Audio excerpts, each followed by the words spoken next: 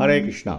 தெய்வத்திரு ஆச பக்திவேதாந்த சுவாமி ஸ்ரீல பிரபுபாதர் விரிவான பொருள் உரைகளுடன் அருளிய ஸ்ரீமத் பாகவதம் காண்டம் 3 பகுதி 1 பராமரிப்பு அத்தியாயம் 2 பகவான் ஸ்ரீ கிருஷ்ணரின் நினைவு பதம் 12 யன் மத்திய லீலோபகிகம் ஸ்வயோக மயாபலம் தர்ஷயதா கிருஹீதம் விஸ்மாபனம் ஸ்வஸ்ய ச சௌபகர்த்தே பரம்பதம் பூக்ஷணாங்கம். மொழிபெயர்ப்பு. பகவான் தமது அந்தரங்க சக்தியான யோக மாயையினால் இந்த ஜடோலகில் தோன்றுகிறார். அவர் தமது லீலைகளுக்கு பொருத்தமான நித்திய ரூபத்துடன் வருகிறார்.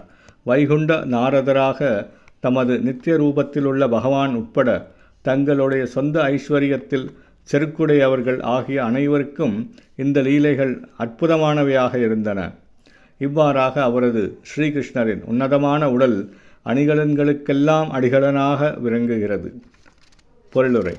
வேத மந்திரங்களில் நித்யோ நித்யானாம் சேதனானாம் உறுதி செய்யப்பட்டுள்ளது போல எல்லா பிரபஞ்சங்களிலும் உள்ள அனைத்து ஜீவராசிகளையும் விட பரமபுருஷர் தலை சிறந்தவராவார்.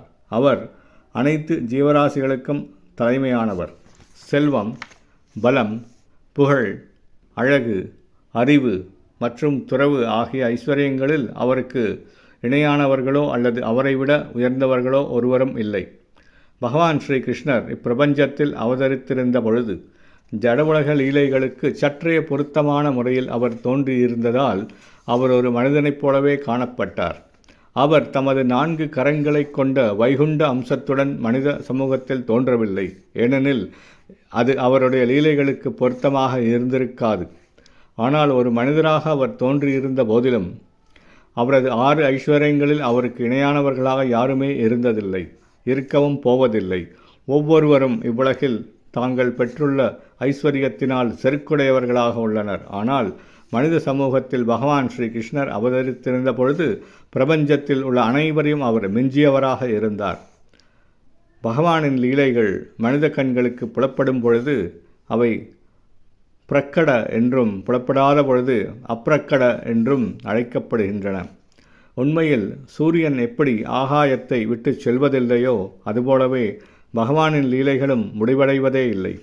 ஆகாயத்தில் சூரியன் எப்பொழுதும் அதன் சரியான சுற்றுப்பாதையிலேயே சுழல்கிறது. ஆனால் குறையுடைய நமது பார்வைக்கு அது சில சமயங்களில் காணப்படுவதாகவும் சில சமயங்களில் காணப்படாததாகவும் இருக்கிறது. அதைப்போலவே பகவானின் லீலைகள் ஒரு பிரபஞ்சத்திலோ அல்லது மற்றதிலோ எப்பொழுதும் நிகழ்ந்து கொண்டே இருக்கின்றன. துவாரகையிலிருந்து பகவான் ஸ்ரீ கிருஷ்ணர் மறைந்த பொழுது அங்குள்ள மக்களின் கண்களிலிருந்து அவர் மறைந்து போனார் என்பதை மட்டுமே இது குறிக்கிறது. ஜடவுலக லீலைகளுக்கு சற்றே பொருத்தமான அவரது உன்னத உடல் வைகுண்ட லோகங்களிலுள்ள அவரது வெவ்வேறு விரிவங்களுக்கு எந்த வகையிலும் குறைந்ததல்ல என்பதை தவறாக புரிந்து கொள்ளக்கூடாது. வைகுண்ட லோகங்களில் பகவானால் வெளிப்படுத்தப்படும் கருணையை விட ஜட உலகில் லீலைகள் புரிவதற்காக அவர் ஏற்ற திவ்யமான உடல் தலை சிறந்ததாகும். வைகுண்ட லோகங்களில் முக்தி பெற்ற நித்திய முக்த ஜீவராசிகளிடம் பகவான் கருணை காட்டுகிறார். ஆனால் பௌதிக உலகில் அவர் நிகழ்த்திய லீலைகளில் இழிவடைந்த அல்லது என்றென்றும் பந்தப்பட்ட நித்திய பந்த ஆத்மாக்களிடம் கூட அவர் கருணை கொள்கிறார். அவரது அந்தரங்க சக்தியில் யோகமாயா மூலமாக ஜட உலகில் அவர் வெளிப்படுத்திய தலை சிறந்த ஐஸ்வர்யங்கள் வைகுண்ட லோகங்களிலும் காணப்படுவது அரிது. அவரது லீலைகள் அனைத்தும் அவரது ஆன்மீக சக்தியினால் தோற்றுவிக்கப்பட்டவையாகும், பௌதிக சக்தியினால் அல்ல. பிருந்தாவனத்தில் அவர் நிகழ்த்திய ராசலீலையும் 16,108 மனைவிகளுடன் அவர் குடும்பஸ்தராக அவர் வாழ்ந்ததும் வைகுண்டத்தில் உள்ள நாராயணனுக்கும் கூட அற்புதமானதாக தோன்றுகிறது. ஜட உலகிலுள்ள ஜீவராசிகளுக்கும் அது அதி அற்புதமாக இருந்தது என்பதில் சந்தேகமில்லை. ஸ்ரீராமர், நரசிம்மர் மற்றும் வராகர் முதலான பகவானின் மற்ற அவதாரங்களுக்கும் கூட அவரது லீலைகள் அற்புதமானவையாக இருந்தன. அவரது ஐஸ்வர்யம் மிகவும் தலைச்சிறந்ததாக இருந்ததால் அவரது லீலைகள் ஸ்ரீகிருஷ்ணரிலிருந்து வேறுபட்டதான வைகுண்ட நாதராலும் மதித்து போற்றப்பட்டன. ஹரே கிருஷ்ணா.